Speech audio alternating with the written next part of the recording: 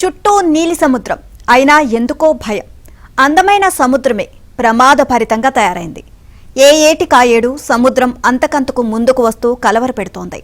రాను రాను వందల ఎకరాల భూములను తనలో కలిపేసుకుంటోంది. ఆ సమస్య నుంచి బయటపడేందుకు కూటమి ప్రభుత్వం ప్రత్యేక కార్యాచరణ రూపొందించింది. విజయవంతమయ్యే దిశగా అడుగులు వేస్తోంది.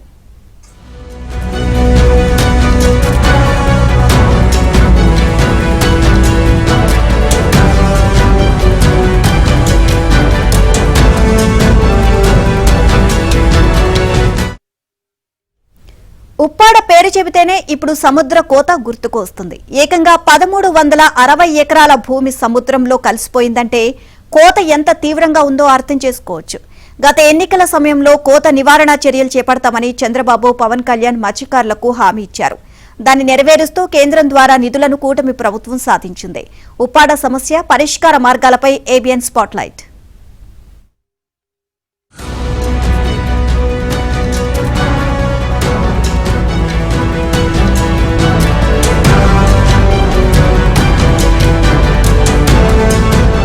ఉప్పాడ అంటే సముద్రం, మత్స్యకారులే అని చెప్పుకోవాలి. ఇక్కడి నుంచి నిత్యం వందలాది మంది మత్స్యకారులు సముద్రంలో వేటకు వెళుతూ జీవనం సాగిస్తున్నారు. ఇక్కడ వారి నివాసాలన్నీ తీరానికి ఆనుకునే ఉంటాయి. కానీ గడిచిన 20 ఏళ్లుగా ఇక్కడ సముద్రం అంతకంతకు ముందుకొచ్చేస్తోంది. తుఫాన్లు, అల్పపీడన సమయాల్లో అయితే తీరంలో సముద్రం అల్లకల్లోలంగా మారుతోంది. రక్షణ గోడ కోసం పేర్చిన రాళ్లు సైతం అలల ధాటికి ఎగిరి పడుతూ ఉప్పాడ రోడ్డును ఛిద్రం చేస్తున్నాయి. ఉప్పాడకు సమీపంలో బ్రిడ్జి పరిసరాల్లో సముద్రం పూర్తిగా ముందుకొచ్చేసింది. అసలు తీరం అనేది కనిపించదు, పూర్తిగా సముద్రమే కనిపిస్తుంది. ఇలా ఇప్పటి వరకు ఉప్పాడ పరిసరాల్లో సముద్రపు కోతతో 1360 ఎకరాల స్థలం సముద్ర గర్భంలో కలిసిపోయింది. 2 ఆలయాలు, 150 వరకు ఇళ్లు మునిగిపోయాయి. వాతావరణ మార్పుల ప్రభావంతో భవిష్యత్తులో ఇక్కడ కోత మరింత పెరుగుతుందని శాస్త్రవేత్తలు హెచ్చరిస్తున్నారు. సార్ ఎవరు పట్టించుకోవట్లేదు సార్. మొన్న తుఫానుకు వచ్చి వంగ గీతాళ్ళు స్థలం ఇస్తాము, ఆ ఇల్లు కట్టిస్తామని చెప్పారండి. ఇలా ఉప్పాడదారి గొట్టు వల్ల ఇది శుభ్రంగా కొట్టుకుపోతుంది సార్. మరి అక్కడలా ఇక్కడ చూపేయించేసి మాకేదో కొంచెం స్థలం చూపింది అక్కడ పాకో పందిర కట్టి అక్కడ ఉంటాం సార్. ఈ పిల్లలతో గుండెకాయలు చేతులతో పట్టుకొని ఉంటున్నామండి. గుడ్డ గోచి ఇక్కడ రాత్రుళ్ళు కూడా భయపడిపోయి అదిగో హై స్కూల్ కాడికి అందరూ వెళ్ళిపోయాం సార్. పోయిన కాడికల్లా 35 ఇళ్ళు పోయేశారు. మరి మీరు పెద్దోళ్ళల్లా ఏదో మీరు కోనపాపేటని కనిపెట్టుకొని మమ్మల్ని ఎక్కడికో కొత్త స్థలం చూపించి ఆ స్థలం ఉన్న దగ్గరికి వెళ్ళిపోతాం సారు. మీరు బొల్ల తాళ్ళు ఇవన్నీ పోయి తిండి తిప్ప లేకుండా ఉంటున్నాం సారు. వీళ్ళు ఏమైపోతారో, నాపతి పిల్లగిల్ల అయిపోయి ఇందులో తేలిపోతారేమో, నా సత్తారో బయతారని ఆయన ఆలోచన ఒక్క లేకుండా పట్టించుకోలేదండి. రావడం ఎలసిన దగ్గర రావడం, ఓట్లేసి మనం పోవడం, ఎలసిన దగ్గర రావడం, ఓట్లేసి మనం పోవడం. మమ్మల్ని ఆదర్శం వాళ్ళు పిసమల్లి ఆదర్శంలో ఒక్కరు కనిపించలేదండి. 3 దొప్పల పట్ల వస్తున్నారు, తీసుకుంటున్నారు, పోతున్నారు, చేస్తున్నారు. పుస్తకాల గురించి ఎవరు ఏం చూసి వెళ్ళిపోవడం తప్ప ఎవరు కూడా చేయడం కనబడతలేదండి. ఇటు చూస్తే ఎస్సీజెడ్ ఉన్నదండి, ఇటు చూస్తే సముద్రం ఉన్నదండి, మధ్యలోనే ఉన్నామండి లేబర్. మేము ఈ లేబర్ని పట్టించుకోవడానికి కూడా ఎవరు లేరండి. దీనికి అంగీకారం ఎవరైనా ముందుకు వస్తారేమో అని చూస్తున్నామండి చాలా వరకు. కానీ ఎవరు కూడా ముందుకు రావట్లేదు, వస్తున్నారు, చూసి వెళ్ళిపోతున్నారండి. ఇంతేనండి వాడు చేసిన పని. ఈ సముద్రంలోనే ఇలా కొట్టుకుపోయి సముద్రంలోనే తెచ్చే మార్గాలు కూడా ఉన్నాయండి. తీరానికి ఆనుకుని వందలాది ఎకరాల్లో పచ్చటి పంట పొలాలు విస్తరించి ఉన్నాయి. అనేక పరిశ్రమలు, కంపెనీలు కూడా ఉప్పాడ తీరానికి కూతవేటు దూరంలో ఉన్నాయి. ఈ నేపథ్యంలో సమస్య తీవ్రంగా ఉన్నా కూడా ఉప్పాడ కోత నివారణను గత వైసీపీ ప్రభుత్వం గాలి కొదిలేసింది. ఎన్నికల సమయంలో ఇక్కడ కోత తీవ్రతను పరిశీలించిన చంద్రబాబు, పవన్ కళ్యాణ్ అధికారంలోకి వచ్చిన తర్వాత శాశ్వత కోత నివారణకు చర్యలు చేపడతామని హామీ ఇచ్చారు. దీనికి తగ్గట్టుగా ప్రభుత్వం అడుగులు వేయటం ప్రారంభించింది. పైగా ఉప్పాడ డిప్యూటీ సీఎం పవన్ కళ్యాణ్ నియోజకవర్గం కావటంతో ఆయన కూడా కోత నివారణకు పరిష్కారం చూపాలని పట్టుదలగా ఉన్నారు. దీంతో కొన్ని నెలల కిందట ఉప్పాడ బీచ్ కోతను అధ్యయనం చేయడానికి నేషనల్ కోస్టల్ రీసెర్చ్ సెంటర్ శాస్త్రవేత్తలను రప్పించారు. వీరంతా ఉప్పాడ వద్ద సముద్ర అలల తీవ్రతకు సంబంధించి వేవ్ కరెంట్, సముద్రం అడుగున చోటు చేసుకుంటున్న పరిణామాలన్నింటినీ అధ్యయనం చేసే ప్రత్యేక కార్యాచరణ ప్రణాళిక సిద్ధం చేశారు.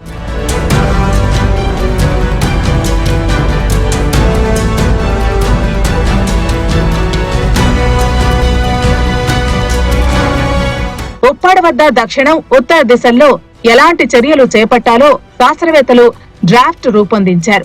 ఉప్పాడ వద్ద సముద్రం అలల తీవ్రత చాలా అధికంగా ఉన్నట్లు తేల్చారు. అలల తీవ్రతను కొంత తగ్గించగలిగితే కోత నెమ్మదిస్తుందని అంచనా వేశారు.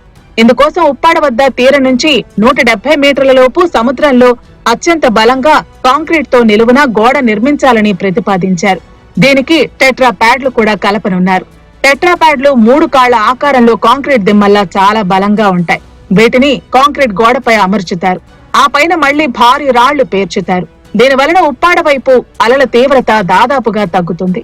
అలాగే ఉప్పాడకు దక్షిణం వైపు కాకినాడ నుంచి వచ్చే దారిలో మలుపు వద్ద సముద్రం పూర్తిగా ముందుకొచ్చేసింది. అసలు ఇసుక అనేదే లేదు. ఉప్పాడ రోడ్డును ఆనుకుని పేర్చిన రాళ్లను సముద్ర కెరటాలు దారుణంగా తాగుతున్నాయి. మున్ముందు సముద్రం మరింత ముందుకు రాబోతోంది. ఈ నేపథ్యంలో ఇక్కడ కొత్త బీచ్ ను సృష్టించాలని ప్రతిపాదించారు.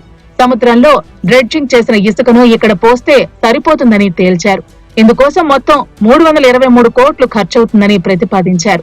ఈ ప్రతిపాదనల నివేదికను కాకినాడ జిల్లా కలెక్టర్ శాన్ మోహన్ కలెక్టర్ల సదస్సులో సీఎం చంద్రబాబుకు వివరించగా ఈ నిధులను కేంద్రం నుంచి రాబట్టేలా ప్రయత్నించాలని ఆదేశించారు. దీనికి పర్మనెంట్ సొల్యూషన్ ఉండాలన్న ఉద్దేశంతో హానరబుల్ డిప్యూటీ సీఎం గారు ఒక టీం, అంటే ఫ్రమ్ చెన్నై నుంచి ఒక ఎక్స్పర్ట్ టీమ్ని, తర్వాత national centre for coastal research నుంచి అండ్ మన SDMA state disaster management authority నుంచి ఒక టీం తయారు చేసుకొని ఒక DPR ఒకటి రెడీ చేసుకొని we have presented to national disaster management authority and honourable CM గారు దాన్ని రికమెండ్ చేస్తూ అండ్ మన దగ్గర స్టేట్ ఎగ్జిక్యూటివ్ కమిటీలో దాన్ని అప్రూవ్ చేసి చీఫ్ మినిస్టర్ గారి ద్వారా we have send that propose also to government of India.